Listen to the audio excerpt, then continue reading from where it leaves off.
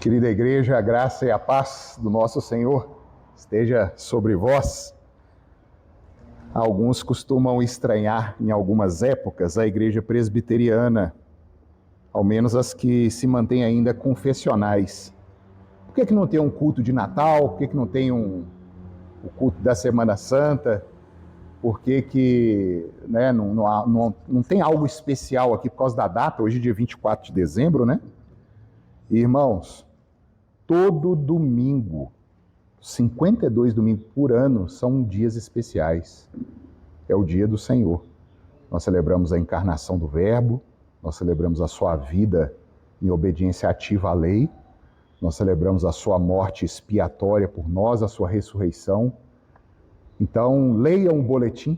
Hoje eu tinha comentado com algumas pessoas, né, que escreviam uma mensagem, porque há um certo tumulto no meio da igreja, né? Sempre que chega Natal, vem Semana Santa, alguma coisa assim, sempre tem aquele tumulto, né?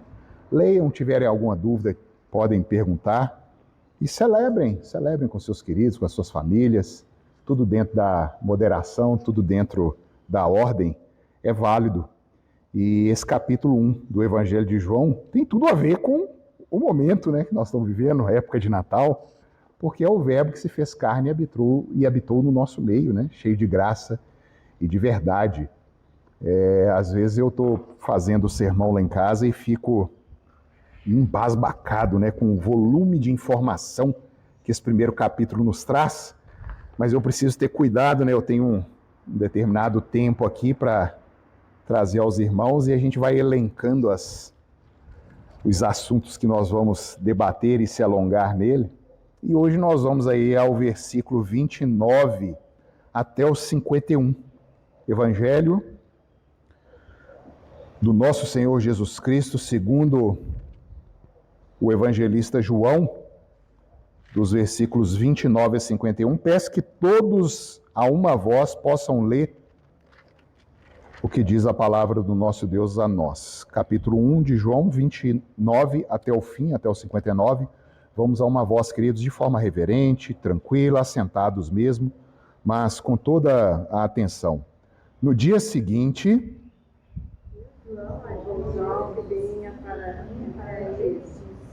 eis o poder de Deus que tira o pecado do mundo.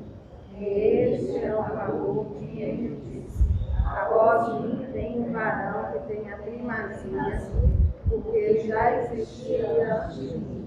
Eu mesmo não o conhecia, mas aqui que chegou foi o Natal de Israel, e por isso a oração orada. E João testemunhou dizendo: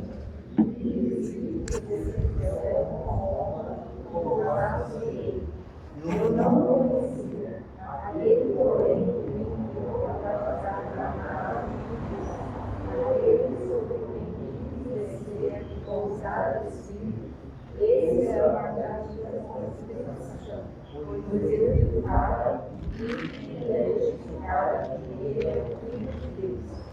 No dia seguinte, estava João outra vez na companhia de 2 de seus discípulos. E vendo Jesus passar, disse: eis o poder de Deus. Os 2 discípulos, ouvindo dizer isso, seguiram Jesus. E Jesus, voltando aos seus vendo que seguiam, disse: que desaras? Disseram: Rabi, que quer dizer, né? Onde respondeu-lhes: vinde e vede. Jesus estava morando, e ficaram com ele aquele dia, sendo mais ou menos a hora 10. Era André, o irmão de Simão Pedro, um dos 2 que tinham ouvido o testemunho de João e seguido Jesus. Ele achou primeiro seu próprio irmão, Simão, a quem disse: achamos o Messias, que quer dizer, Cristo. E o levou a Jesus. Olhando Jesus para ele, disse: tu és Simão, filho de João, tu serás chamado Cefas, que quer dizer, Pedro. E de imediato, viu Jesus partir para a Galileia, e encontrou a Filipe, a quem disse: segue. Ora, Filipe era de Betsaida, cidade de André e de Pedro. Filipe encontrou a Natanael e disse: achamos aquele de quem Moisés escreveu na lei, e a quem se referiam os profetas, Jesus o Nazareno, filho de José. Perguntou-lhe Natanael: de Nazaré pode sair alguma coisa boa? Respondeu-lhe Filipe: vem e vê. Jesus viu Natanael aproximar-se e disse a seu respeito: eis o verdadeiro israelita, em quem não há dolo. Perguntou-lhe Natanael: respondeu-lhe Jesus: antes de Filipe te chamar, eu te vi quando estavas debaixo da figueira. Então exclamou Natanael: mestre, tu és o Filho de Deus, tu és o Rei de Israel. Ao que Jesus lhe respondeu: porque te disse que te vi debaixo da figueira crês, pois maiores coisas do que estas verás. E acrescentou: em verdade vos digo, que vereis os céus abertos e os anjos de Deus subindo e descendo sobre o Filho do Homem. Pai bendito, a tua palavra foi lida, o teu povo está aqui, Deus, diante de ti. E o pregador, Pai, é pecador. Eu careço da tua misericórdia, eu careço da graça do Senhor, mediante o sangue expiatório de Jesus, para que possa transmitir, Deus, a maravilha da tua palavra àqueles que são teus, àqueles que o Senhor vai chamar e tem chamado deste mundo, Pai. Por favor, Senhor, habilita os corações, desarma, Deus, as nossas resistências e nos ajuda nessa caminhada proposta pelo Senhor mesmo à Nova Jerusalém. Ajuda teu povo, Deus, porque é no nome de Cristo, esse Cristo aqui, que temos conhecido por meio da tua palavra, que nós oramos. Amém. Queridos irmãos, caros visitantes que me ouvem, nós temos caminhado aí pela graça de Deus no exame do Evangelho de nosso Senhor Jesus Cristo, segundo o evangelista João, já por 6 semanas. Essa é a 6ª semana. E hoje nós vamos tratar de algo que soa muito estranho aos ouvidos aí da modernidade, ouvidos das pessoas que têm chamado aí até animais de filhos, né? Adotado planta. Já vi pai de pet, pai de planta. Tá um negócio meio esquisito isso. Ouvidos sensíveis às verdades eternas, que a morte é necessária para haver paz. É necessário morte para haver paz. O que ficou claríssimo, irmãos, até aqui, e quero aqui de forma rápida, né, relembrar com os queridos, foi o seguinte. Primeiro, Jesus é o Deus eterno. Aquela pessoa da Trindade, juntamente com o Pai, com o Espírito Santo, que estava no início e por quem tudo foi feito. A gente viu isso aqui no início do Evangelho de João. Segundo, esse Deus eterno, imutável, majestoso, santo e justo, tomou a forma humana e se fez carne da nossa carne, cheio de graça e de verdade. Terceiro, por ele ser Deus e por ele ter adentrado a nossa esfera humana, é a única forma pela qual podemos conhecer Deus. Ele revela ao Pai. Jesus revela ao Pai para aqueles a quem ele quer revelar. É a palavra dele. Vimos aqui que toda tentativa de se achegar a Deus, seja por meio de um homem, seja por meio dos santos da Bíblia ou fora dela, seja por meio de mulheres como a Virgem Maria ou outra mulher qualquer rito que a gente possa inventar, qualquer religião que se crie debaixo do sol, é uma ofensa a Deus, pois é o próprio Deus que é o mediador. Por quê que Cristo é o único? Porque ele é Deus. É simples assim.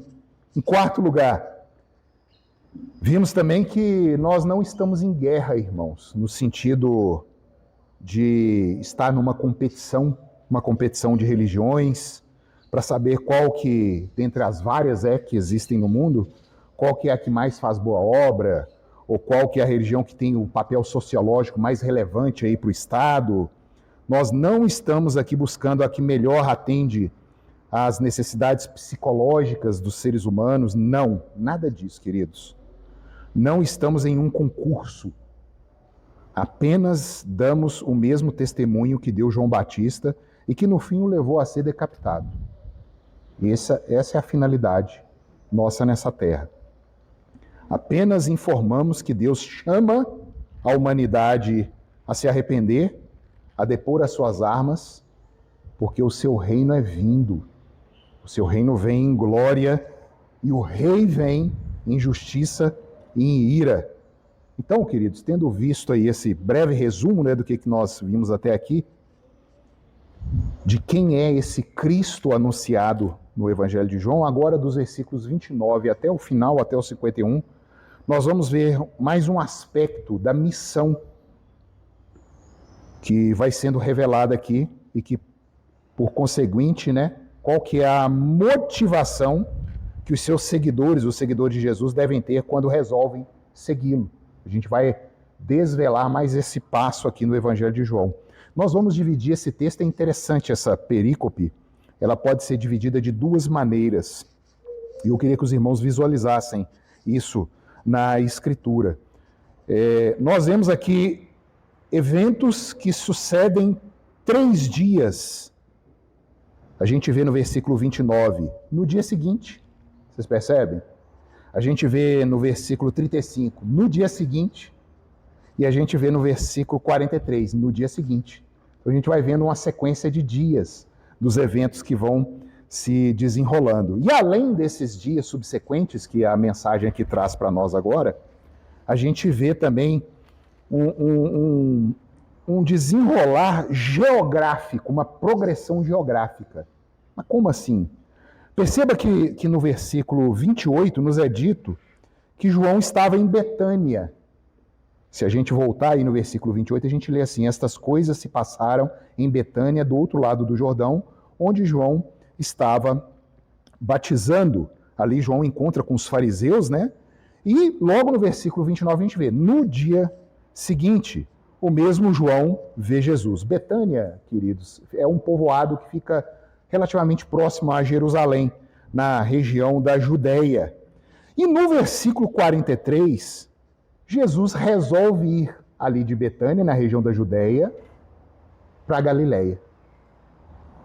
Isso é muito simbólico, muito significativo.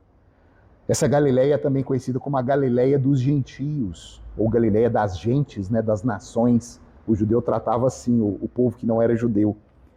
E ali nós vemos se cumprindo já o começo da profecia de Isaías no capítulo 9. Capítulo 9, versículo 1. Abram a escritura para vocês verem o que o profeta disse. Isaías 9, versículo 1. Vamos a uma voz? Isaías 9, capítulo 9, versículo 1, diz assim: mas a terra que estava aflita não continuará a obscuridade. Deus, nos primeiros tempos, tornou desprezível a terra de Zebulon e a terra de Naftali, mas nos últimos tornará glorioso o caminho do mar, além do Jordão, da Galiléia dos gentios.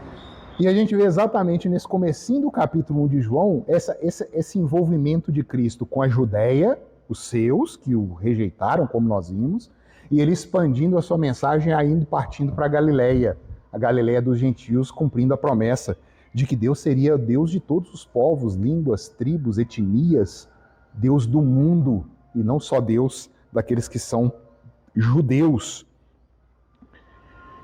E assim, queridos, nós vamos trabalhar nessa manhã de domingo agora com as seguintes proposições e essas divisões que a gente conseguiu visualizar aqui. A proposição que eu coloco para os irmãos, e memorizem isso, a quantidade de informação que esse capítulo 1 nos traz, a gente precisa trabalhar muito com esses tópicos, né? Jesus é o Cordeiro que tira o pecado daqueles que o buscam. Para isso. Parece uma coisa até meio pleonástica, não sei se essa palavra existe, parece um pleonasmo. Jesus é o Cordeiro de Deus que tira o pecado daqueles que o buscam para isso. para que o pecado seja retirado. Nós vamos entender por que eu coloquei isso. O interesse que Jesus desperta no mundo, mas muitas vezes não é para isso que as pessoas vão até Jesus. Mas ele é o médico que cura aquele que sabe que está doente. Porque os que se acham sãos não precisam de médico. Então, nós vamos dividir aqui do versículo 29 a 34, Jesus é o Filho de Deus preparado para o sacrifício. O verbo se torna carne para um propósito. Para quê? Para ser sacrificado. Ele é a oferta. Ele é o sacrifício entregue a Deus. Nos versículos 35 a 42, Jesus, o Cordeiro, te pergunta essa manhã, meu ouvinte, o que você quer? Nós vemos aqui nos versículos 35 a 42, a primeira vez que Cristo fala, a primeira vez narrada, obviamente, nos evangelhos, né? Que Jesus coloca as ondas sonoras a propagarem no ar. E a primeira coisa que ele pergunta, ele está perguntando para cada um aqui. O que você busca? O que você quer? E por fim dos versículos 43 ao final, Jesus, o Cordeiro, somente pode ser conhecido por meio de Moisés e os profetas. Olha que coisa sensacional. E a gente vai cada vez se confirmando mais essa preciosidade que é a palavra de Deus nas nossas mãos. Cristo, ele somente pode ser conhecido por meio de Moisés e os profetas. Fora disso, é um outro Cristo que está sendo buscado, anunciado. Então vamos começar aqui. De 29 a 34, nos diz assim: no dia seguinte viu João a Jesus, que vinha para ele, e disse: eis o Cordeiro de Deus que tira o pecado do mundo. É este a favor de quem eu disse: após mim vem um varão que tem a primazia, porque já existia antes de mim. Eu mesmo não o conhecia, mas a fim de que ele fosse manifestado a Israel, vim por isso, batizando com água. E João testemunhou dizendo: vi o Espírito descer do céu como pomba e pousar sobre ele. Eu não o conhecia.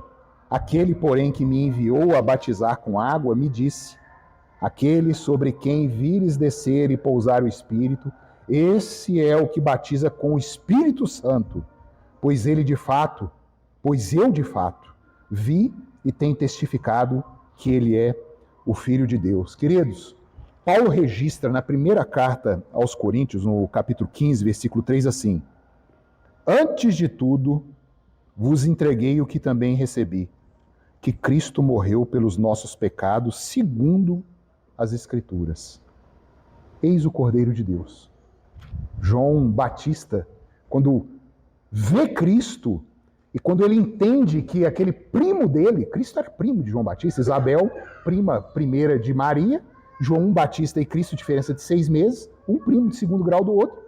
João conhecia Cristo, o primo, só que ali ele recebe a confirmação no seu batismo que a pomba ungiu, aquela pomba que representava o Espírito Santo, ungiu o ministério de Cristo e confirmou ele.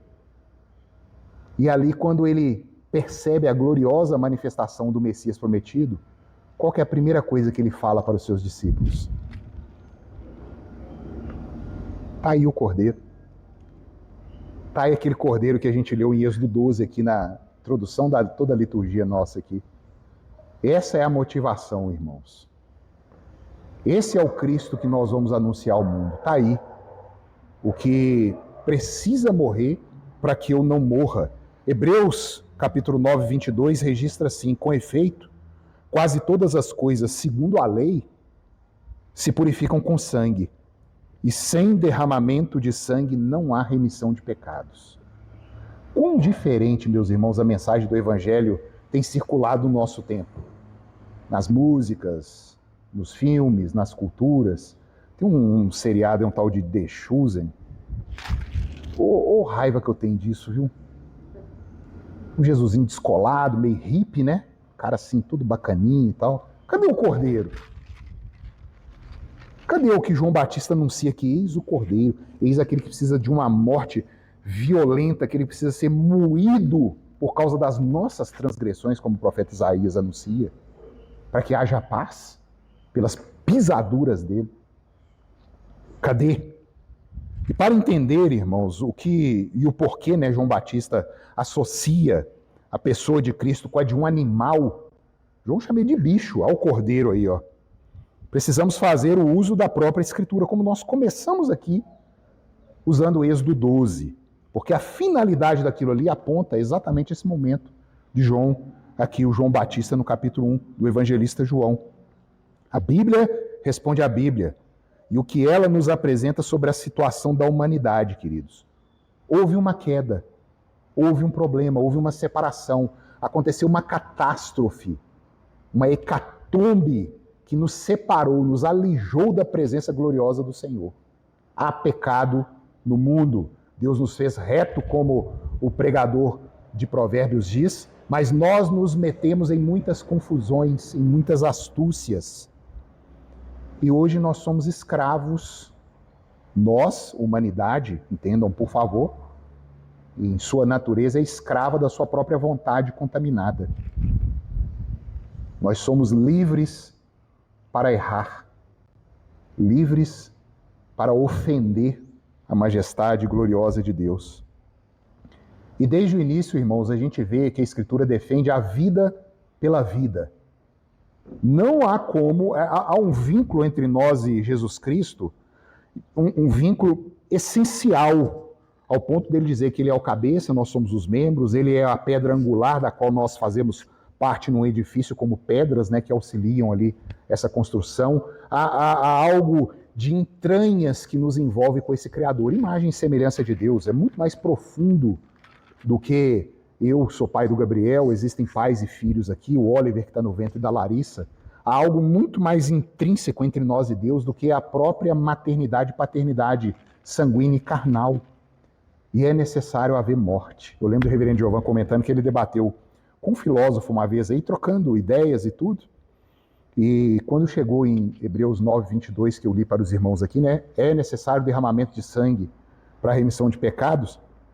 Esse senhor que debatia com ele falou assim, não, mas o meu Deus, ele não é retrógrado, ele não exige sangue, não. Aí o reverendo Giovanni falou assim, então a nossa conversa acabou aqui. Porque você pode ter até um Deus que não exija sangue para reconciliação, mas o verdadeiro Deus e vivo Deus exige. E isso é escândalo para o mundo. Isso é escândalo para esses ouvidos nossos de hoje.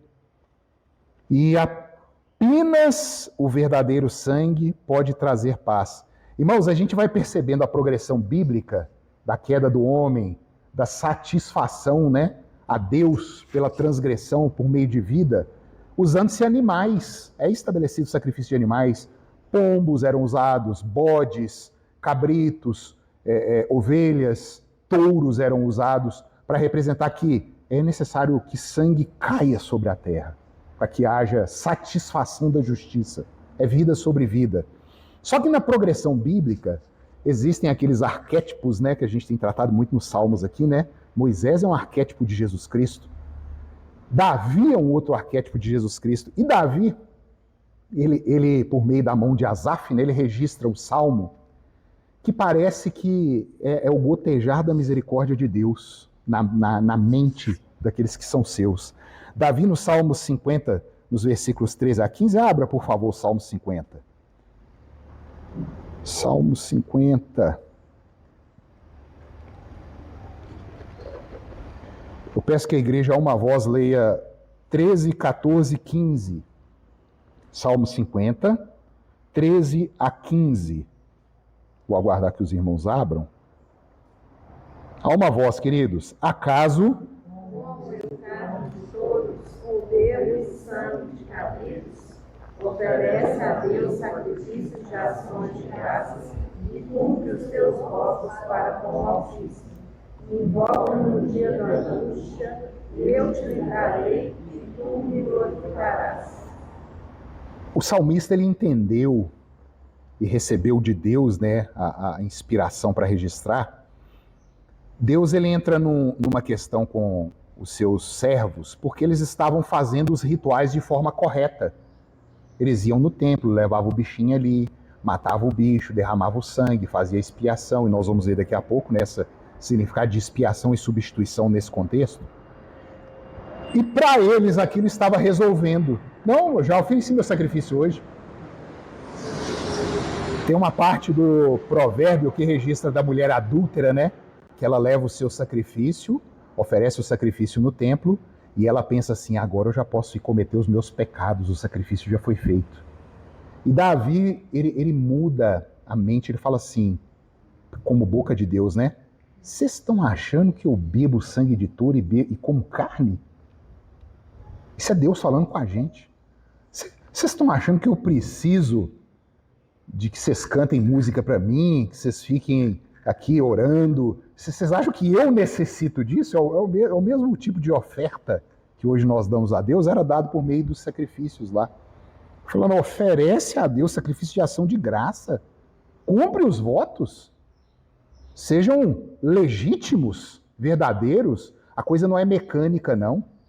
Ele fala no Salmo 50, as animalhas que pululam aos montes aí pelas montanhas, é tudo meu isso. Se eu tivesse fome, eu ia pedir para vocês. E a mentalidade do salmista na progressão da revelação bíblica vai mostrando que verdadeiramente é necessário haver morte. Mas essa morte que há, ela produz uma mudança. Ela produz uma mudança de percepção do mundo, de atitudes, da modo de falar, de pensar, de agir. O sacrifício provoca alguma coisa e Deus se irrita com aquilo, porque a expiação do pecado não estava acontecendo. O que é expiação, irmãos? Eu lembro até hoje, eu era jovem, cantava no coral do Cefete, e eu fui evangelizado por meio do coral, por incrível que pareça. O maestro Lucas Dória, evangélico, ele, com a sua prerrogativa, né, de ser um funcionário público, e ele era regente do governo federal. Ele levava somente obras sacras. As obras de Johann Sebastian Bach são extremamente fidedignas ao texto bíblico, e ele usava aquilo para evangelizar, porque ele explicava e tal, e ele não podia sofrer sanção nenhuma, porque era uma peça artística, né? Ele caminhava seguro nisso. E quando eu tive contato pela primeira vez, expiação, olha como que nós somos arrogantes, olha como nós somos tacanhos, olha como nós somos estúpidos. Eu olhei assim, eu falei, expiação, lá escrever errado, expiação é com S, não é com X não. Para mim era de espiar, de olhar, mas expiação é com X, queridos. Expiação que está sendo dita aqui, é necessário que o pecado não esteja presente na presença de Deus. Expiação é se cobrir o pecado com sangue, sangue inocente, para que quando Deus olhe, ele veja o sangue, houve pagamento, houve satisfação, e ele não veja a transgressão.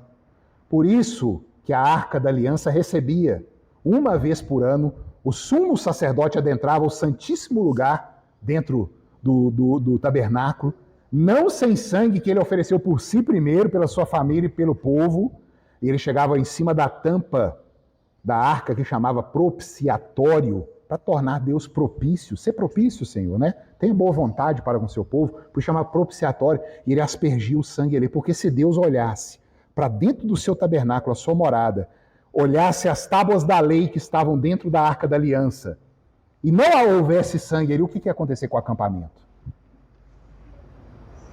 Ia botar fogo naquilo ali.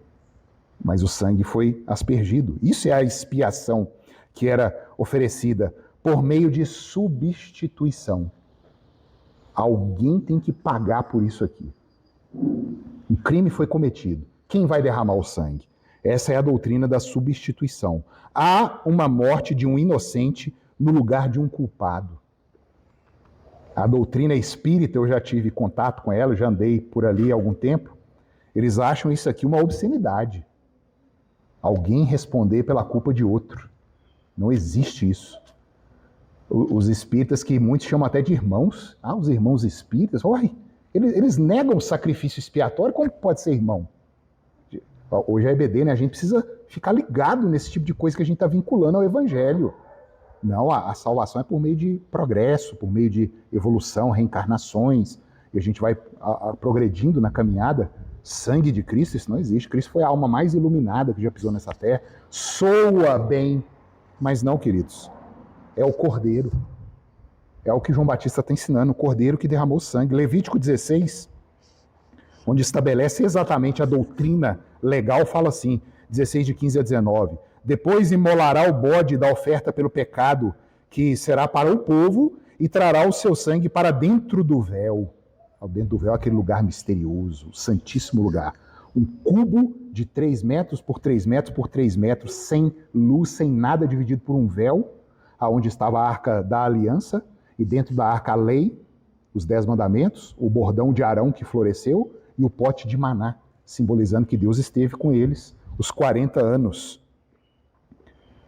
E fará com o seu sangue como fez com o sangue do novilho, aspergi-lo-á no propiciatório, a tampa, né? E também diante dele.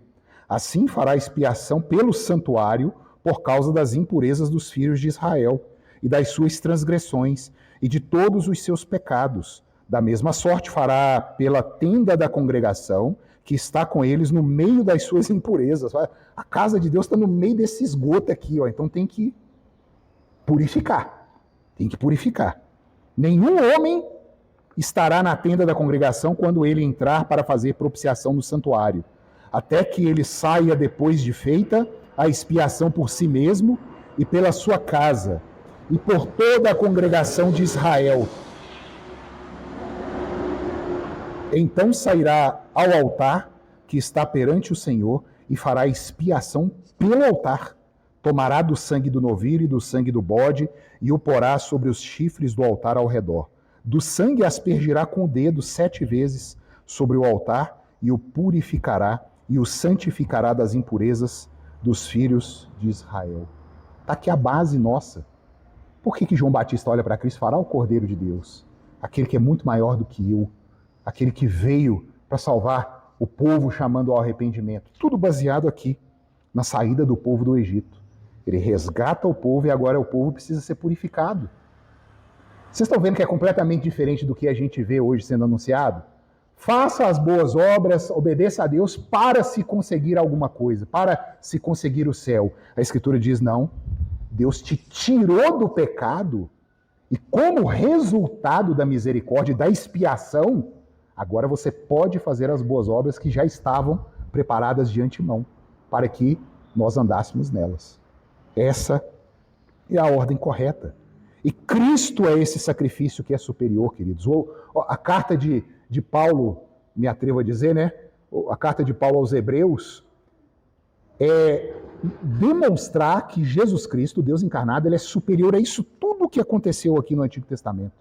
Cristo é superior a Moisés, Cristo é superior aos sacrifícios, Cristo é superior ao sumo sacerdócio, Cristo é superior que Davi, Cristo é superior a tudo, porque ele é o Deus que se ofereceu como sacrifício. Eis o Cordeiro de Deus que tira o pecado do mundo.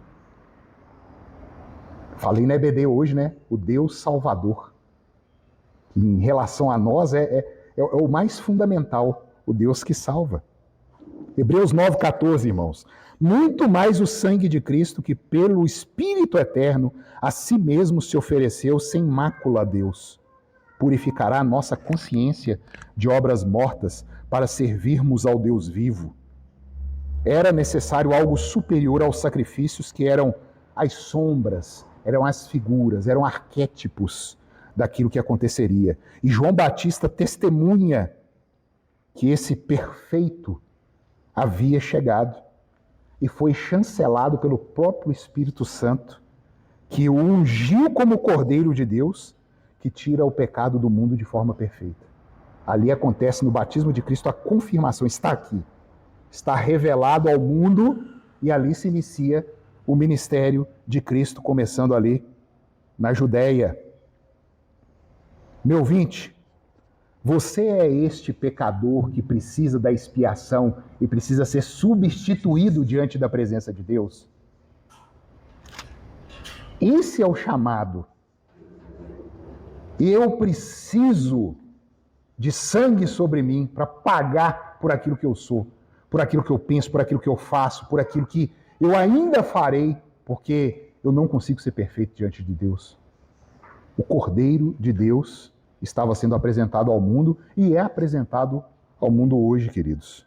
O Cordeiro de Deus que tira o pecado do mundo. Em segundo lugar, irmãos, Jesus, que é esse Cordeiro, espero que tenha ficado claro aqui para os irmãos essa rápida passagem, né, do Antigo Testamento e as pessoas entendendo ali que não era meramente o sangue, mas sem mudança, ele precisa provocar algo em mim, o perdão que Deus promove, que nos muda diante do mundo, chegando em Jesus Cristo, esse Cordeiro pergunta: o que você quer? O que você quer? Vamos voltar, queridos, ao Evangelho?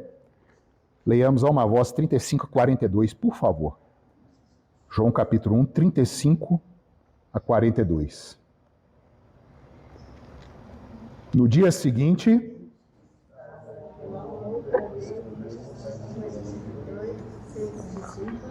e vendo Jesus passar, disse: Eis o Cordeiro de Deus. Os dois discípulos, ouvindo dizer isto, seguiam Jesus.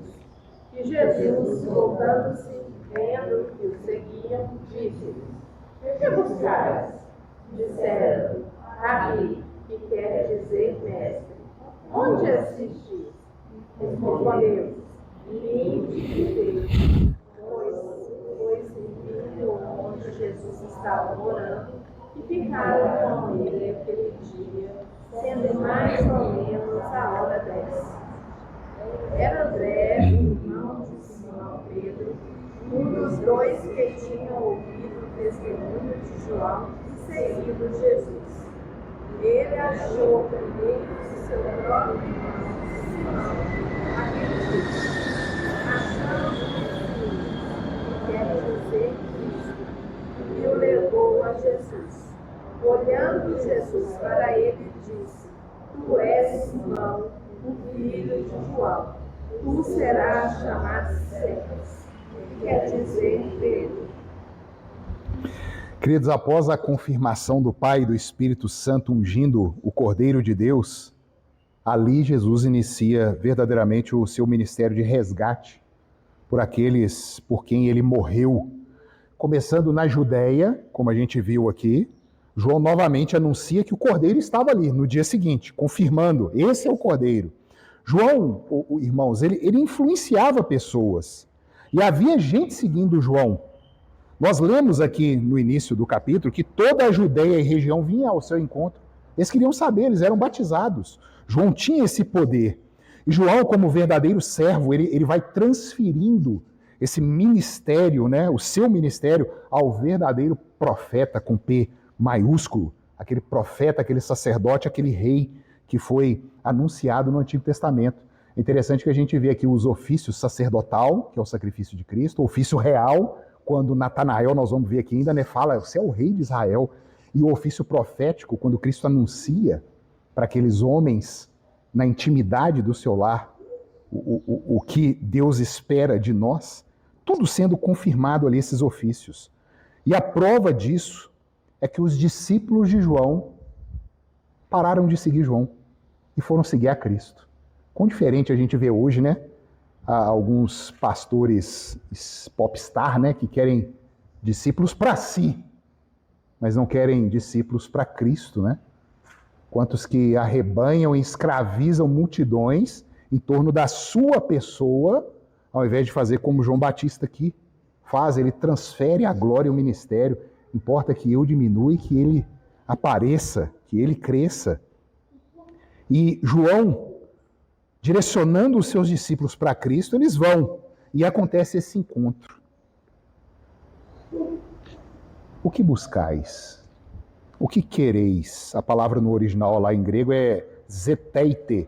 Zeteite, ele tem uma carga semântica que é uma busca por algo que é cabal, é final. Não preciso mais buscar. Muitas vezes a palavra traduzida para nós não leva o sentimento, né, do que está sendo dito ali na língua original, e é bom a gente explicar. Zeteite, como Cristo fala assim: o que vocês estão buscando? É uma pergunta assim: chegou ao fim, está aqui diante de vocês. Querer conhecer intimamente a Cristo é o que eles procuraram. Eles respondem a Cristo com outra pergunta interessante. Vocês percebem que ele fala assim, os dois, né? Onde o senhor mora? Você me conhece, cara? Eu perguntando onde que eu moro, né? Primeira vez que encontro, que intimidade que é essa, né? Eu falei, não, é interessante que Cristo ele age de tal forma que ele promove na mente ali daqueles dois, André que é irmão de Pedro, e o outro que não é dito o nome ainda, ele promove o querer participar da vida, da intimidade, do privado de Jesus Cristo. O que vocês buscam? Mestre, onde você mora? Tipo assim, né? Eu quero ir com o Senhor. Se a gente for no Salmo 25:14, diz assim, olha, a intimidade do Senhor é para os que o temem, aos quais ele dará a conhecer a sua aliança. Primeiro ponto da nossa EBD, Deus é pessoal, relacional. E exatamente o que a gente está... Queridos, eu não tenho articulado, viu, o exame dos Salmos às quintas, a EBD de domingo, falou, vou seguir nisso aqui. E as coisas vão encaixando, a mensagem é única, a mensagem bíblica. Eles queriam a intimidade do Senhor. E eu volto a perguntar, meu irmão, é para você essa pergunta. O que você quer essa manhã aqui? Nós começamos aqui 9 horas, já 11h40, já tem 40 minutos que eu estou falando, né? Tem que dar um jeito aqui. O que você quer? Você já parou para pensar? Para quê? Para que esse desgaste? Para que muitas vezes sofrer dano por defender a fé, por defender Cristo? Se é que temos defendido mesmo, né? Sofrendo verdadeiramente o dano. É Jesus nos perguntando essa manhã, como ele perguntou. Essa pergunta ressoa através dos séculos. O que procurais, irmãos? O que procurais? E por fim, Jesus, o Cordeiro, somente pode ser conhecido por meio de Moisés e os profetas. Vamos ler de 43 a 51, farei a leitura, peço que os queridos acompanhem em silêncio mesmo. No dia imediato, resolveu Jesus partir para a Galileia e encontrou a Filipe, a quem disse, segue-me. Ora, Filipe era de Betsaida, cidade de André e de Pedro. Filipe encontrou a Natanael e disse-lhe, achamos aquele de quem Moisés escreveu na lei. Olha que interessante, irmãos. Primeira coisa, a gente muitas vezes chega para uma pessoa, eu interrompi a leitura aqui, né? Você já conhece Cristo? Você já deu sua vida para Cristo? Que Cristo que é esse? Que eu tenho que entregar minha vida por causa de quê? E a gente vê aqui,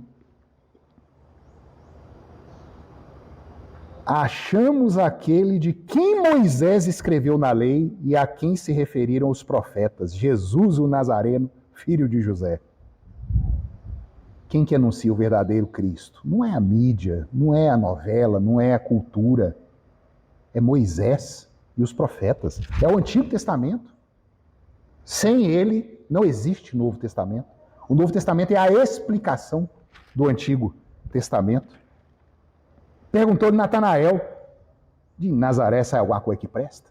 Imagina um mineirês ali, né? A conversa dos dois. Né? Sai alguma coisa que presta daquele lugar? Respondeu-lhe Filipe, vem ver. Jesus viu Natanael aproximar-se e disse a seu respeito, eis um verdadeiro israelita, em quem não há dolo. Perguntou-lhe Natanael, de onde me conheces? Respondeu-lhe Jesus, antes de Filipe te chamar, eu te vi quando estavas debaixo da figueira. Então exclamou Natanael, mestre, tu és o Filho de Deus, tu és o Rei de Israel. Ao que Jesus lhe respondeu, porque te disse que te vi debaixo da figueira, crês? Pois maiores coisas do que estas verás. E acrescentou, em verdade vos digo, que vereis o céu aberto e os anjos de Deus subindo e descendo sobre o Filho do Homem. Expandindo o ministério dele da Judéia, ele vai para Galileia, e especificamente ali Betsaida, cidade sobre a qual o próprio Cristo já haverá de imprecar maldições, irmãos. É interessante isso. Ele faz isso em Mateus capítulo 11, 21, Lucas 10, 13. Ai de ti, Betsaida, se os sinais que foram feitos em Sodoma ou em Tiro e Sidom tivessem sido feitos aí, vocês já teriam se arrependido há muito tempo e vestido pano de saco. Mas a mesma cidade em que ele amaldiçoa, a gente dele ali. O mesmo lugar que não há esperança, há eleitos do Senhor. Há eleitos do Senhor, queridos, nas prisões. Há eleitos do Senhor nos prostíbulos. Há eleitos do Senhor até no Congresso Nacional em Brasília. Olha isso. Há eleitos do Senhor ali. Cristo se encontra com mais um discípulo, Filipe. Após o chamado irresistível do Senhor, a gente tem a doutrina da graça irresistível, né? A vocação eficaz. Cristo vira para Filipe e fala assim, segue-me. E o homem foi, gente. É impressionante isso. Filipe vai como um bom discípulo e anuncia a maravilhosa descoberta a Natanael. E aqui nós vemos a única maneira de recebermos a Cristo como Cordeiro de Deus que tira o pecado. Crendo na mensagem anunciada na lei, nos profetas e nos escritos. É o que a gente discorreu aqui brevemente no início desse sermão. É a história bíblica. A Bíblia ela tem uma progressão da revelação como a luz da aurora, que a cada dia vai brilhando mais e mais até ser o dia perfeito. Ontem nós voltando de Varginha, nós saímos na aurora. Eu falei com o Gabriel, era 5 horas da manhã, 4h30. Estava aquela hora que não é nem claro nem de noite, né? Hora terrível para dirigir, que os farol não funcionam para nada, e você não enxerga nada, é um troço meio... Vou falar a aurora aí, ó. Eu lembrei do provérbio, Pedro cita, né? Ele fala especificamente da vida do crente, né? A santificação é como a luz da aurora que vai brilhando cada dia mais e mais até ser o dia perfeito. A revelação bíblica é assim. É algo bem nebuloso no início, mas ela vai crescendo, ela vai despontando até chegar à plenitude dos tempos, que é a encarnação do Verbo, que nós estamos estudando aqui. E a única maneira, irmãos, da gente conhecer a Deus, o Pai, o Filho e o Espírito Santo, é confiando em Moisés, nos profetas, nos salmos, e não nesse Cristo da cultura moderna, que a gente tem visto aí no The Chosen. Não resolve. Não resolve. Natanael, exatamente por conhecer Moisés, os profetas, os escritos, corretamente ele retruca Filipe. Natanael, na hora, bate, dá de volta, né? Sai o que vale a pena lá de Nazaré. Queridos, há uma promessa que o rei de Israel, o Salvador, viria de Belém. Miqueias 5:2. E tu, Belém Efrata. É de lá que ia vir. E Natanael conhecia. Ele conhecia da Escritura. Ele falou, não, de Nazaré não sai. Mas ele não sabia que Jesus tinha vindo de Belém. Ele morava na região dos gentios, da Galileia, das nações. E irmãos, de alguma forma espiritual, Cristo ele consegue atrair a atenção de Natanael, como ele faz com todos aqueles que aqui ele chama.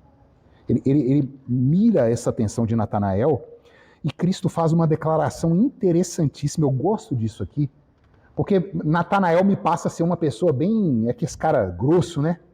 Bruto. Homem raiz. Solunga, né? Não chega a tanto, não. Mas e Jesus olha para aquilo ali e vira e fala assim: eis o verdadeiro israelita, em quem não há dolo.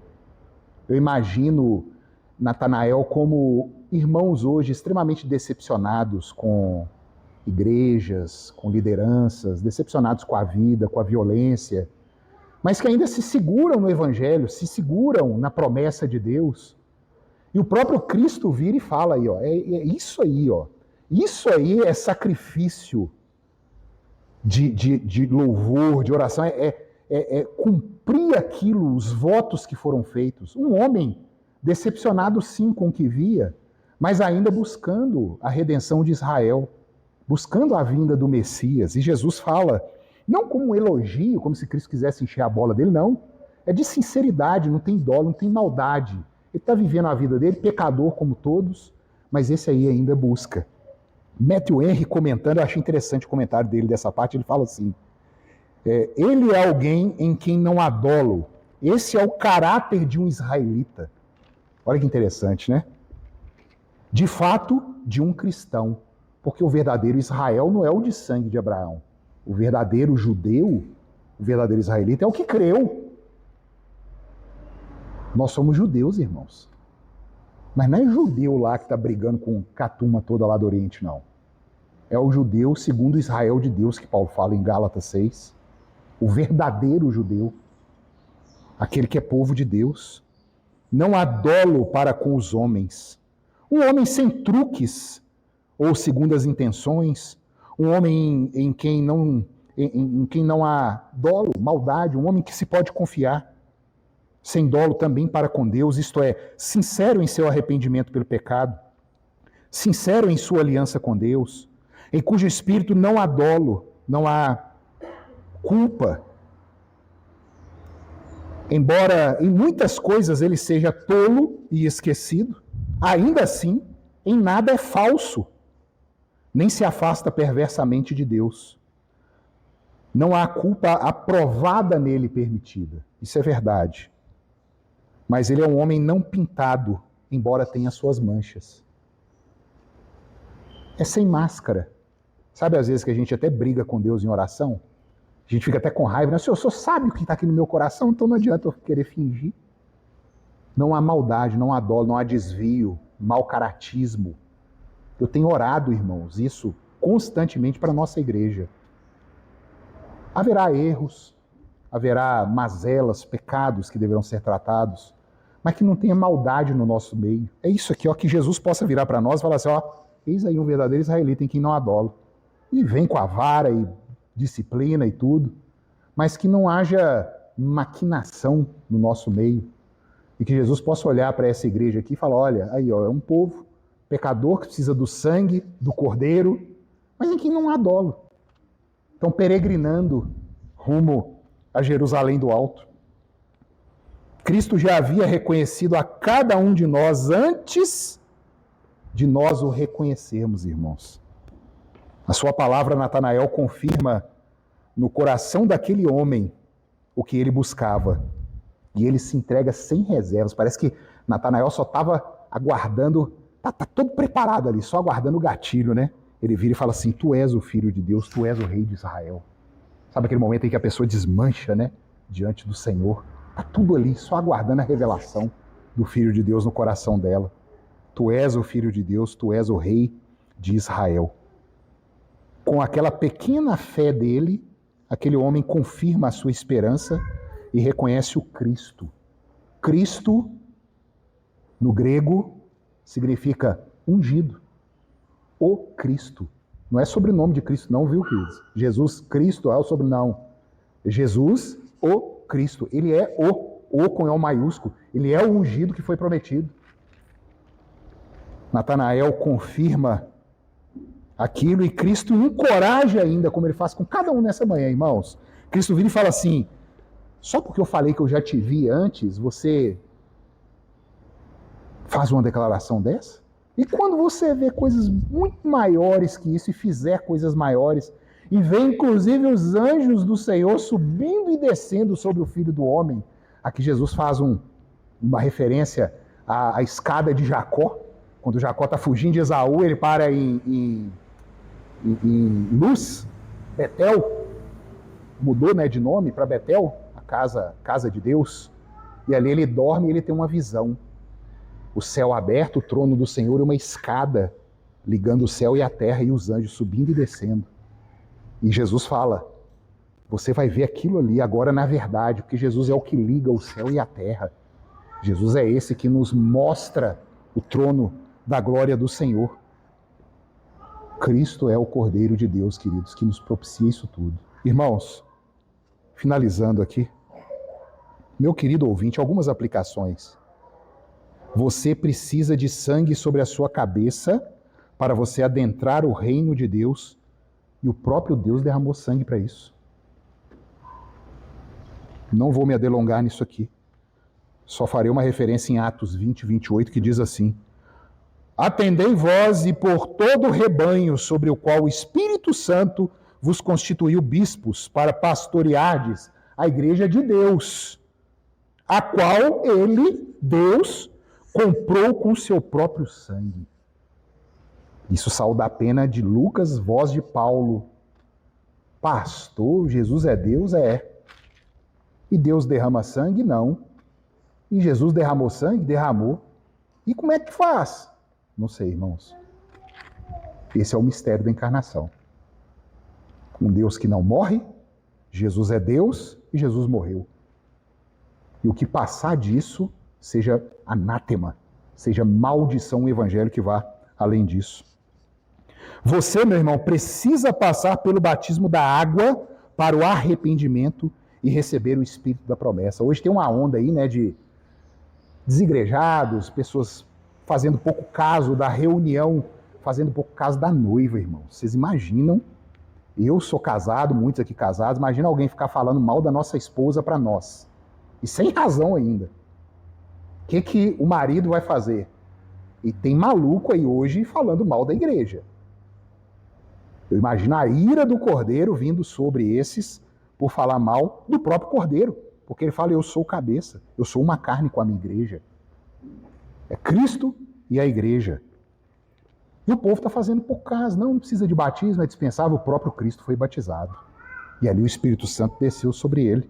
É necessário o sacramento.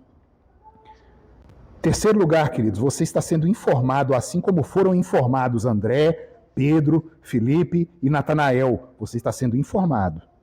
E crendo na mensagem, você passa a ser comissionado a informar outros sobre o Cristo anunciado na lei de Moisés e nos profetas. É essa sequência que vai ter fim só no dia da volta do Senhor. Eles foram informados por João Batista, eles reconheceram ao Cristo de Moisés, dos profetas, dos escritos, e eles foram seguindo. André foi atrás de Simão. Cristo pega Simão, qual você vai chamar? Cefas agora, em aramaico. Cefas significa pedra, Petrus, no grego. E por fim, queridos, hoje, se ouvirdes a voz, não endureça o coração, como muitas vezes a gente tem feito. Mas seja como Natanael, em quem não há dolo. Tenha dúvida, tenha questionamentos, procure saber, questione a Deus de forma sincera, legítima, apresente diante dele. Busque, pesquise sem dolo. Se desarme e responda ao Cristo a pergunta que ele mesmo fez para nós essa manhã. O que você procura? O que procurais? O que buscais? Vamos ficar de pé, queridos? Vamos orar ao Senhor?